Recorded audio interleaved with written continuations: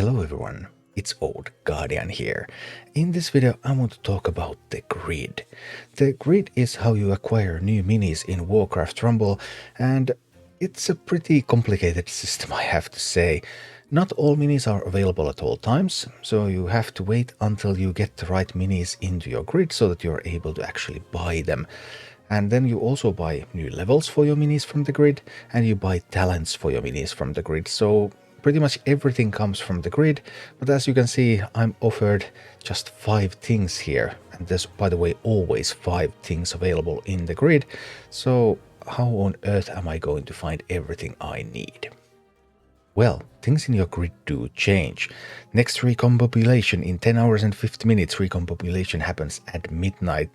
But recompilation, the natural reset is only the bottom row. The bottom row will fall out, everything else will drop down by 1, and then there's going to be a new row. And because there's always 5 things offered in the grid, right now I have 1 thing in my bottom row, which means that 1 new thing is going to come up, and that takes an entire day to happen, so that's not exactly very quick. I can also recycle the grid with the big red button.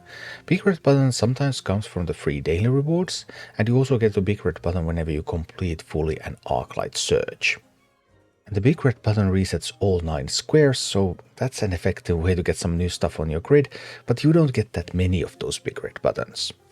Then also whenever you buy something from the grid, it resets the horizontal and the vertical lines where that mini resides. So if I were to buy this talent pack leader, for example, here, then this vertical line and this horizontal line would get reset from that.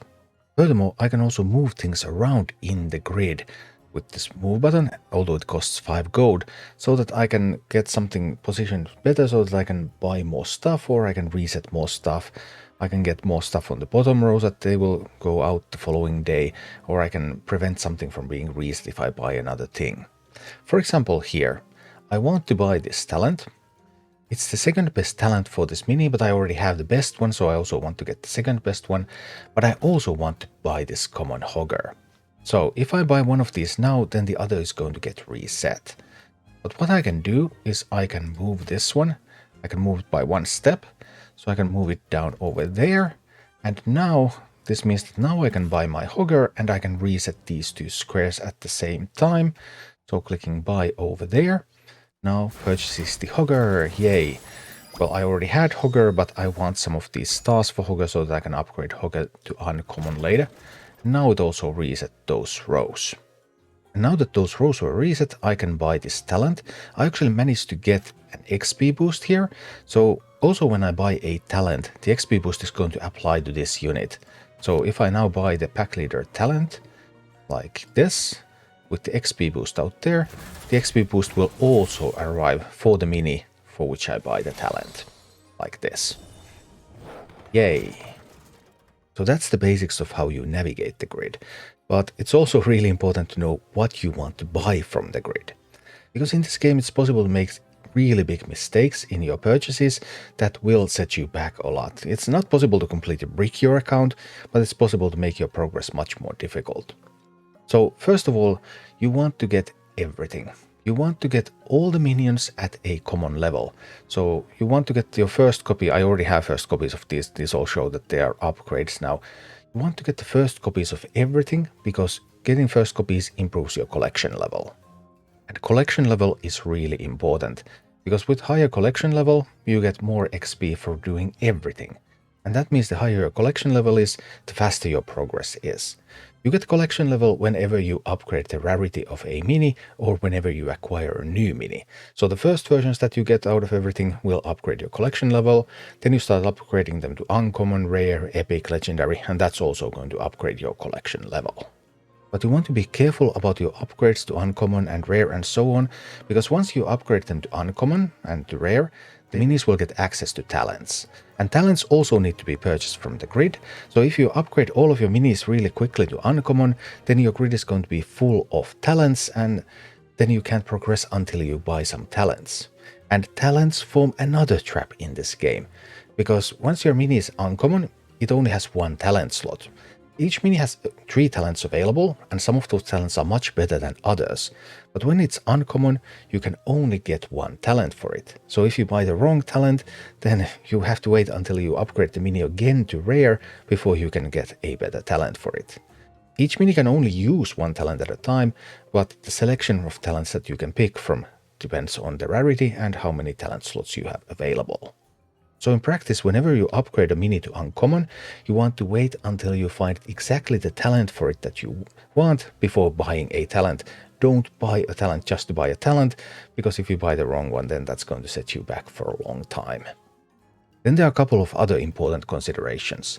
One is leaders, because right now, Beast Grid event. When leaders appear in the grid, they will only be from the current featured family. There are 5 families. Each family is represented for 1 week, so you can only get the leaders for whatever specific family once per month.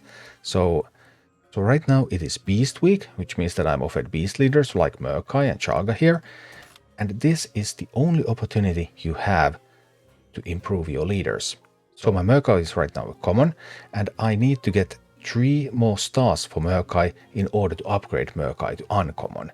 And if I don't do it now, then I'll have to wait a month before I get another chance to do that.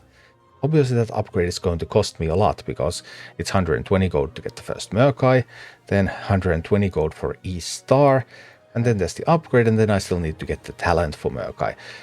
So all of that is going to cost a lot of gold. It's not something that you necessarily need to do immediately when you're a free-to-play player, but as soon as you're able to, and as soon as you know what your favorite leaders are, you need to be on the lookout for when you can get those leaders to uncommon and get them their first talent.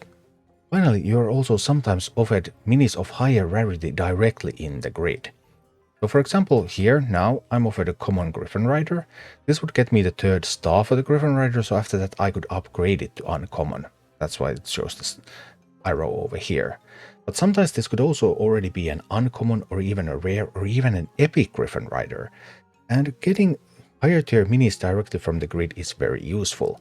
They cost the same as it would to get just the individual stars one by one, but they don't use any of the upgrade materials. For uncommon upgrades you need the search material, for rare upgrades you need the rare cores, then you need the epic cores and the legendary cores, and these requirements are skipped altogether when you're able to buy a higher rarity mini directly from the grid.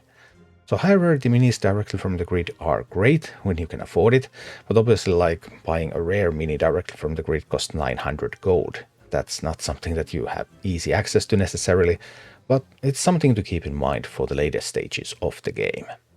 So because I want to work on this Murkai and getting Murkai towards uncommon, I'm going to buy this Murkai right here. Don't really need an uncommon Griffin Rider at the moment. I want to work on my leaders a little bit more and just try to find more leaders. And here actually now we have an uncommon Molten Giant. So this would give me 3 stars for the Molten Giant, as well as skip the requirement for the upgrade.